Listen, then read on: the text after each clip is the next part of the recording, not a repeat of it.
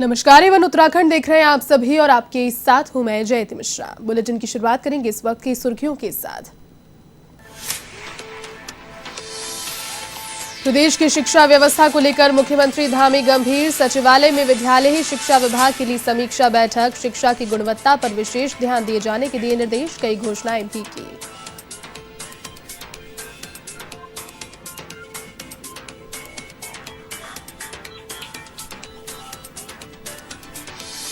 प्रदेश के कैबिनेट मंत्री बिशन सिंह चुफाल का अल्मोड़ा दौरा। कांग्रेस और आम आदमी पार्टी पर तसाकंज। कहा, उत्तराखंड के युवा नहीं आएंगे झांसी में।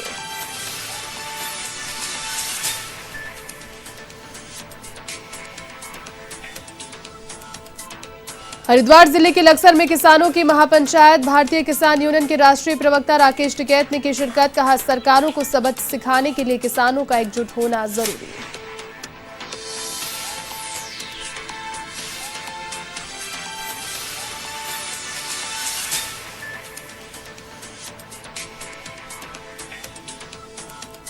अखिल भारतीय अखाड़ा परिषद की आज प्रयागराज में बैठक। सर्वसम्मति से अध्यक्ष पद के लिए किया जाएगा चुनाव। हरिद्वार के निरंजनी अखाड़े के सचिव श्री महंत राम रतन गिरी महाराज ने दी जानकारी।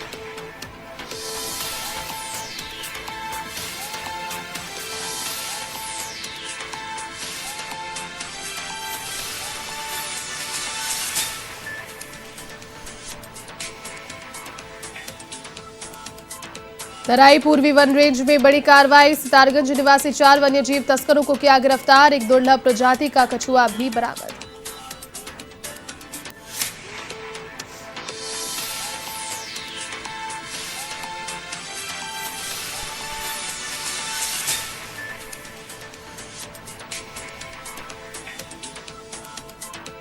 चलिए अब खबरें विस्तार से। मुख्यमंत्री पुष्कर सिंह धामी ने सचिवालय में विद्यालयी शिक्षा विभाग की समीक्षा बैठक ली। उन्होंने शिक्षा की गुणवत्ता पर विशेष ध्यान दिए जाने के निर्देश देने के साथ ही शिक्षा के विकास और छात्रों के व्यापक हित में कार्य करने के निर्देश दिए। इस दौरान उन्होंने कई घोषणाएं भी की, जिसके तहत प्रदेश में कक्षा 9 से 12 तक के सभी वर्गों के छात्रों को अलग वर्ष से निःशुल्क पुस्तकें उपलब्ध कराई जाएगी।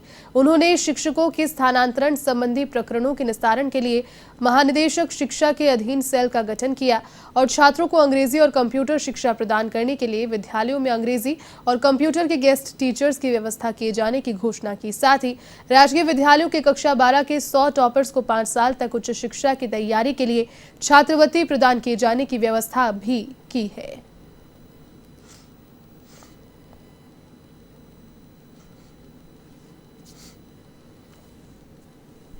जो भी समीक्षा है शिक्षा विभाग को और कैसे दुरुस्त कर सकते हैं और कैसे सुविधाएं दे सकते हैं, जो कुछ हम लोगों ने जो घोषणाएं शिक्षा विभाग से संबंधित की है हमारे नौनिहालों का भविष्य बनाने के लिए जो जरूरी है।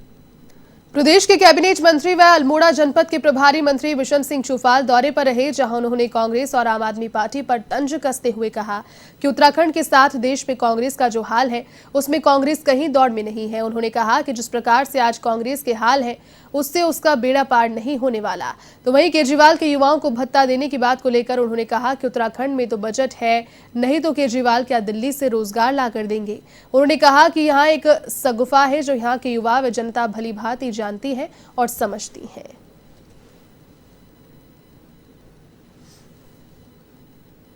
वो तो हमने देख रखा है, कांग्रेस का 2017 में भी देख लिया है कांग्रेस का क्या था उसमें इस सरकार के। अभी तो कांग्रेस का हर पूरे देश में देख रहे हैं, अभी पंजाब में दिखाई दे रहा है, अन्य राज्यों में भी दिखाई दे रहा है कांग्रेस का। इसलिए कांग्रेस का कहीं उत्तराखंड में आज की डेट में बहुत दूर है वो। हरिद्वार जिले के लक्सर में किसान महापंचायत हुई। महापंचायत का आयोजन भाकियू ने किया, जिसमें भारतीय किसान यूनियन के राष्ट्रीय प्रवक्ता राकेश टिकैत ने शिरकत की। तो वहीं महापंचायत में बड़ी संख्या में किसान शामिल हुए और पुलिस प्रशासन की ओर से सभा स्थल पर कड़ी तैयारियां देखी गई। सभा में टिकैत ने कहा कि केंद्र और प्रदेश सरकार को सबक सिखाने के लिए किसानों का एकजुट होना जरूरी है। जब तक सरकारें किसानों के हित में काम नहीं करेगी तब तक किसान धरना प्रदर्शन जारी रखेगा।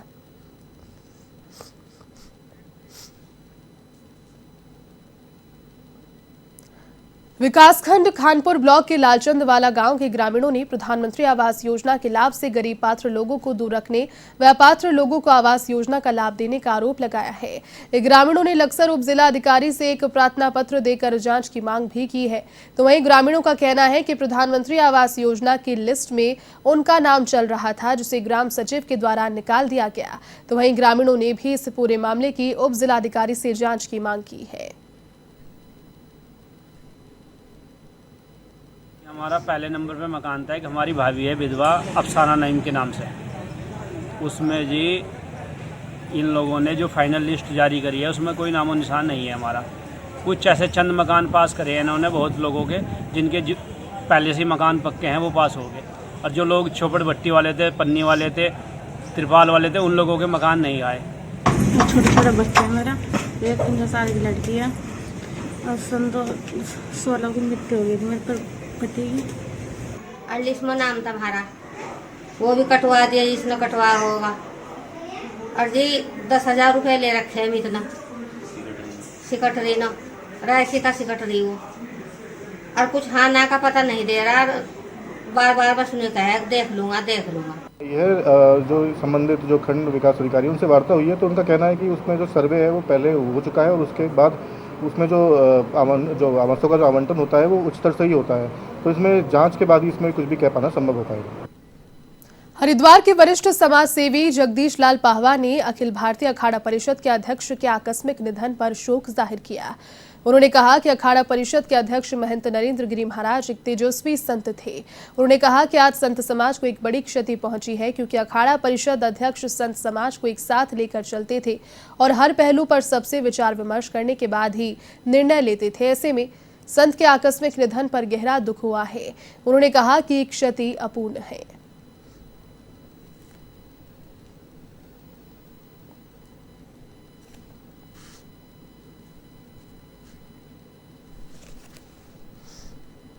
जगदीश लाल पाहवा, हरिद्वार नागरिक मंच का अध्यक्ष।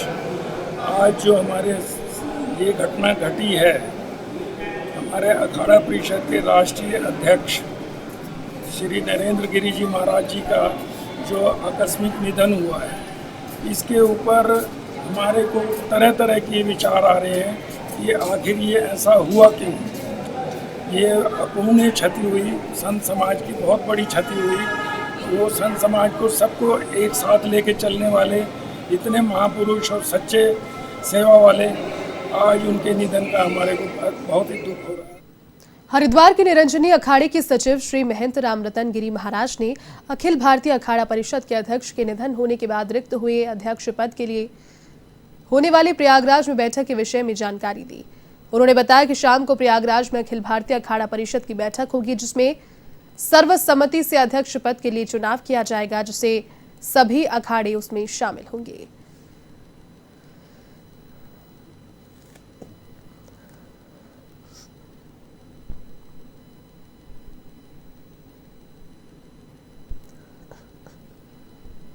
जल्दी हो जाएगा कि किसका कौन बनेगा, ये तो परिषद में ही चुना जाएगा। क्योंकि कभी कभी बैरागी लोग ये बात उठा देते हैं कि सन्यासी और सन्यासियों में दोनों पद रहते हैं, हो सकता है कि एक पद वैष्णव या उदासियों में चला जाए। तो बैठक जो होगी हरिद्वार में ही होगी या प्रयागराज? अब खबर डोईवाला से, जहां रायपुर ब्लॉक प्रमुख दिव्या भारती के द्वारा एससीपी कोटे के अंतर्गत बांटे गए कृषि यंत्रों की गुणवत्ता पर सवाल खड़े किए गए थे, जिसकी जांच के लिए जिला कृषि अधिकारी विजय देवराड़ी मौके पर पहुंचे और कृषि यंत्रों की जांच की गई। साथ ही किसानों को संतुष्ट किया गया।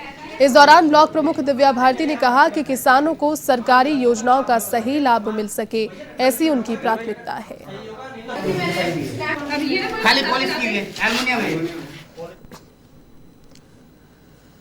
सामान बांटा गया था, उसमें हमने जो है डीलर वगैरह से पूछा था, तो उन्होंने उस समय भी हमसे यही कहा था कि इसमें जो है वायर जो मोटर में है वो एल्यूमिनियम के, उस समय उन्होंने हमें बोला था कि चेंज करवा देंगे, लेकिन उसके बाद चेंज करवाई है हमें इसकी, मुझे तो कोई जानकारी नहीं दी गई है।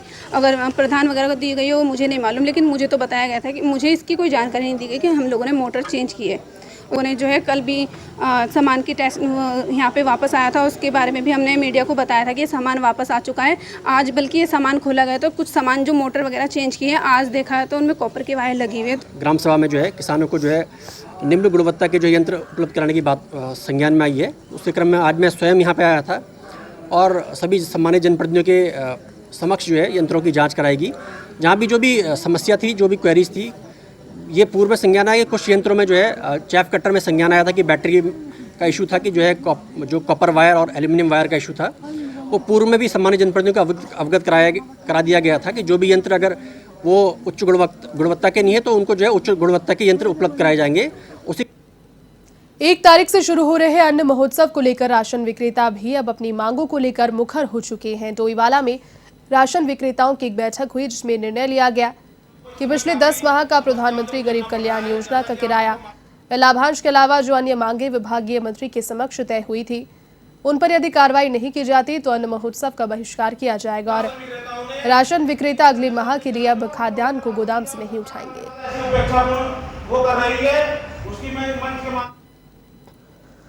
कि ये मीटिंग हमारी इसलिए की गई है कि हमें सभी राशन डीलरों को 10 माह से PMKG का अलावांस और किराया नहीं मिला, और ये जो बायोमेट्रिक करने के लिए बोला जाता है उसमें हमें नेट का खर्चा नहीं दिया जाता, जो हम अपनी जेब से दे रहे हैं। और नेट की ज़्यादातर नेट की दिक्कत रहती है, जिस समय लोग आते हैं उस समय नेट पूर्ण रूप से नहीं चल पाता, जिससे हमारी बायोमेट्रिक करने में दिक्कतें होती है, ख़राब हो जाती हैं। इससे भी मतलब हमें कई दिक्कतों का सामना करना पड़ता है। इसलिए हम यहाँ मानदेय हम अपनी एक वो चाहते हैं कि हमारा राज्य सरकार से मानदेय दिया जाए, जिससे अब सभी परिवारों का अपना आर्थिक रूप से दिक्कतों का सामना न करना पड़े।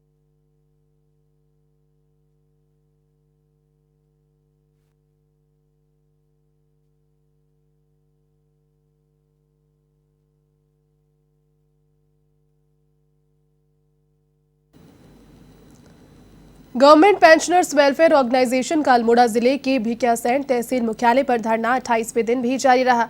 इस मौके पर स्थानीय शाखा अध्यक्ष तुला सिंह दाड़ियाल ने कहा कि आंदोलन पूरे प्रदेश में फैल चुका है और गोल्डन कार्ड की विसंगतियों को दूर करने तक आंदोलन जारी रहेगा। अभी तो लड़ाई है, आगे और लड़ाई है, अभी तो अल्मोड़ा जनपद में फल व सब्जी उत्पादक क्षेत्रों में सिंचाई की स्थिति का सर्वे में चौंकाने वाले परिणाम सामने आए हैं, जिसमें जनपद में 145 ऐसे क्षेत्र चिन्हित किए गए हैं जहां पर फल एवं सब्जी का उत्पादन होता है और वहां सिंचाई की कमी का आकलन किया गया। मुख्य उद्यान अधिकारी ने बताया कि ग्रामीण क्षेत्रों में सब्जी व फल उत्पादन वाले क्षेत्रों में सिंचाई की समस्या से निजात दिलाने के लिए सर्वे किया गया था, जिसमें 145 गाँव जहाँ सब्जियां व फलों के उत्पादन की अधिक संभावना का आकलन किया गया है, लेकिन सिंचाई की व्यवस्था नहीं होने से काश्तकार अच्छे फल व सब्जी उत्पादन नहीं कर पा रहे।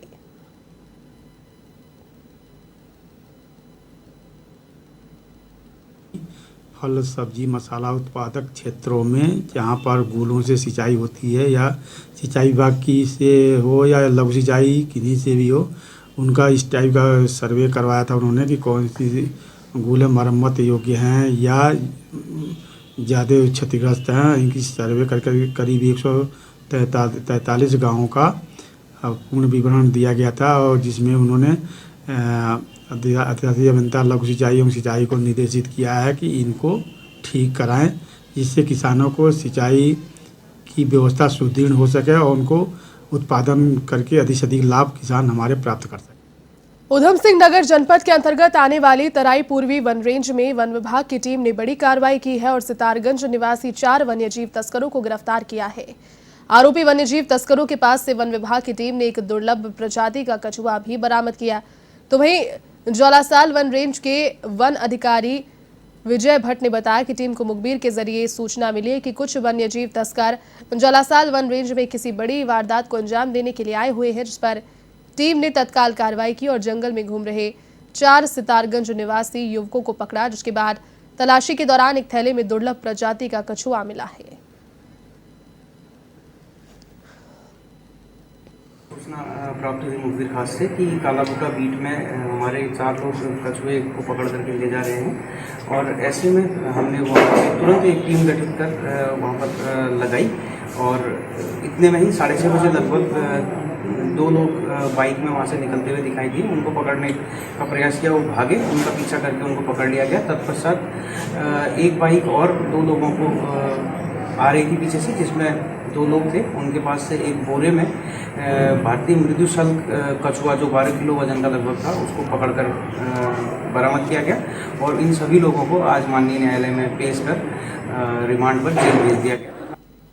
श्यामपुर क्षेत्र में मादा गुलदार के पिंजरे में कैद होने के बाद वन विभाग की टीम में 3 में से एक शावक को भी पिंजरे में कैद कर लिया है। अभी 2 शावक वन विभाग की गिरफ्त से बाहर है। इनकी तलाश में वन विभाग के कर्मचारी लगे हुए हैं। बता दें कि गुलदार की धमक से ग्रामीण लंबे समय से दहशत में जीने को मजबूर थे। शाम के समय कई बार गुलदार सड़कों पर देखा गया, जिसके फुटेज भी सीसीटीवी में कैद हुए, लेकिन बमुश्किल मादा गुलदार वन विभाग के पिंजरे में कुछ दिन पहले कैद हो गई। अब एक शावक को भी वन विभाग ने पिंजरे में कैद कर लिया है, जबकि 2 शावक अभी आजाद घूम रहे हैं।